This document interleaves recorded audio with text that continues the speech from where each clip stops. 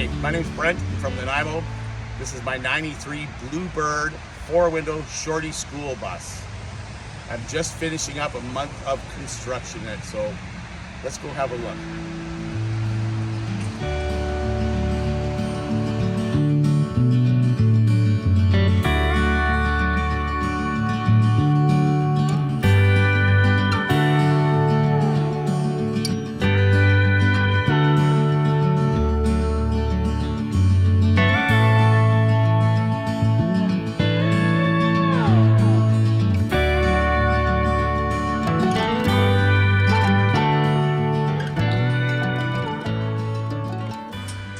So basically, I bought this bus about a month ago. It came partially renovated with the roof, and this bed part was made. And it did have a hand custom made countertop, and it just didn't fit my flow. So what I did was I went searching around using my imagination what I wanted, because I know by living in a Sprinter van you need to create more space by having smaller cabinets. So this is a TV stand, I believe, that I got from IKEA, and it did come with legs, but I reinforced it all with, of course, Gorilla Glue and extra screws, and is now a floating cabinet.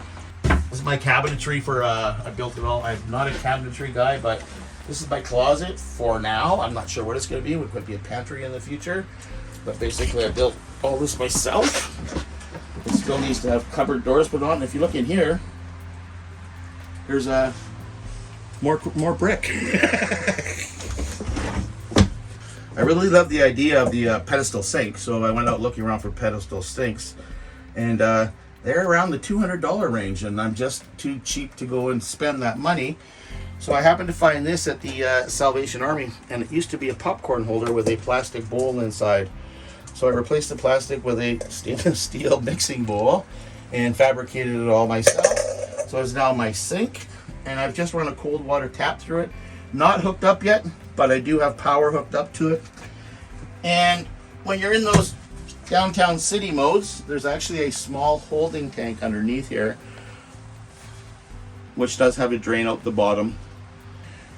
My Dickinson propane heater will last me for a good 2 weeks if I leave it on. This was parked for 3 weeks non-stop, and I never shut the fire off. It always turned it down or turned it up, but it went for 3 weeks. I have a 55-liter tank underneath that actually is strictly just for the propane. I've been looking for a single burner propane for the actual kitchen countertop, but yeah, this thing keeps it warm. I do like the diesel heat, so I'm going to think about double my heating, putting a diesel heater in here too in the back underneath, so that you have that circulation of air. So that's in the future. This is going to be my lounge area. I don't find it that I like having a kitchen. I rather have a couch and a chair that I can sit comfortable in. And so this will have a couch in here up to the fireplace.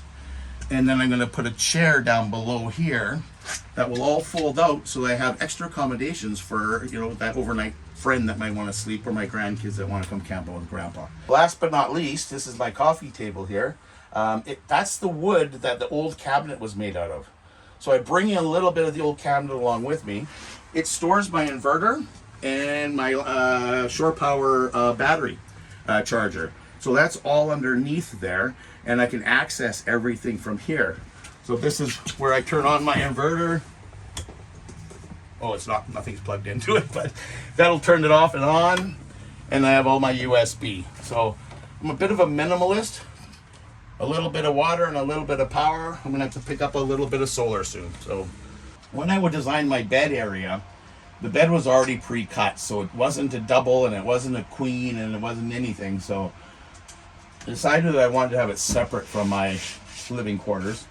Hence I put up the two boards up to block it off. I'm still contemplating whether I'm going to put up a curtain or beads or something like that, just to set it off a little bit more. I'll enclose a bunch of these windows with some rubber foam, and this is now 6 inches shy of a queen size bed. I've slept in it twice. I didn't get out of bed this morning until 10:30. So it's working really good. I bring mementos with me. This is from an old girlfriend of mine. It's an arbutus burnt Sitka spruce tree. So I have memories of people. The bottom one is on the site in 1897, and nothing happened. That's my deceased father's old plaque that I've been carrying around forever. This is my sister's art form that she gives to me.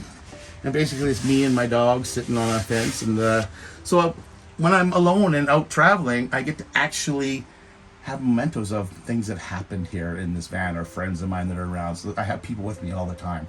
I actually have an old hippie, what do they call those, wind chimes, and my sister bought it for me. So as I'm driving in my van all the time, it's ching ching ching ching ching, and it actually, I took it across Canada with me last year, and it was very helpful at times when you have those lonely moments and you know somebody's with you. This used to be all wrapped around in the black and white there, which is actually a great idea. It's got that thin silver tinfoil insulation wrapped around with material, so on the outside it looks like as it does on the inside. I'm not liking it, so I'm gonna go to this, and this stuff here I got from a dollar store, and it's just a simple dollar store rubber mat. So what I'll do is I'm gonna cut them all to fit the size of the windows, and with a magnet I can actually attach them. So that way I'm gonna have insulation that's gonna be covered at night so no light comes out. Not that I'm gonna be stealthy in a short school bus, but it just, puts my mind at ease and other people's, I hope. Right. Plus I need insulation because there's way too many windows in here, and it does get, when it gets cold in here. I do have this fan. It's just I don't even know what it's called. Oh, it's a Dometic. It's a Dometic, and it's a one-way single, but it's got a 3-speeder to it. And yeah, it works great. I've cooked a few meals in here, hooked that thing up. No more foggy windows, no more stinky house. Because it's kind of hard when you cook bacon in your bedroom, don't you think? So you need something like this to suck stuff out, which I did not have in the Sprinter van. So. The bus came insulated, spray foamed. If you look up in here, you can see the foam up inside. And it goes all the way down till about 4 inches off the floor. And then it becomes a solid aluminum, which I insulated with foam. It did come with different lights. They were in recessed lights. I picked these ones up here from a friend, and these are surface mount, so they're screwed on. And the only reason I changed them was because I wanted to be able to shut individual lights off. So, this is the garage. Basically, this is my life in here right now. I have very little left in my other bus, but I wanted to make sure that I could carry everything. And I am astounded at the room in here. Have a look.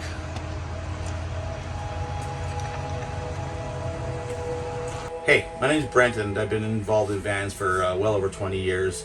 I was like the Volkswagen guy for a long time. I've had over a dozen different Volkswagen vans. I got involved in van life because I was traveling for months on end for my holidays and stuff like this, and I've always loved vans. Early on, 4 years ago, I started watching a guy named Chrome on Van City Van Life, and I was like, oh my God, and it brought back that memory of living in the van. So I went out and sold my house, and I bought a Sprinter van and moved to Alberta, and Alberta didn't work, so I ended up converting the Sprinter van in the middle of winter, exactly a year ago, and I hit the road. I spent 4.5 months on the road traveling across Canada last year, and my van has a short roof, so it was always kinked over, and I said I need to find a tall roof, and I was really hard to find one out here in the West Coast, and I stumbled across this, and this has become my new life. I see me not turning back anytime soon. I'm enjoying the life. I'm enjoying touring. I really hope to be heading to Newfoundland next year, or this year I should say, in this van here, in the school bus. I have my own YouTube channel. It's Brent's Van Life. It's probably going to be changing because I have a school bus now, but yeah, I've had to retire early because of health reasons. So I'm trying to live my life to its fullest because I don't want to miss out on living life, and you can't work your whole life and then not live a life. So I decided to live a life early, and that's what I'm doing. Thanks for following along on my van tour. I'm really happy you guys were watching.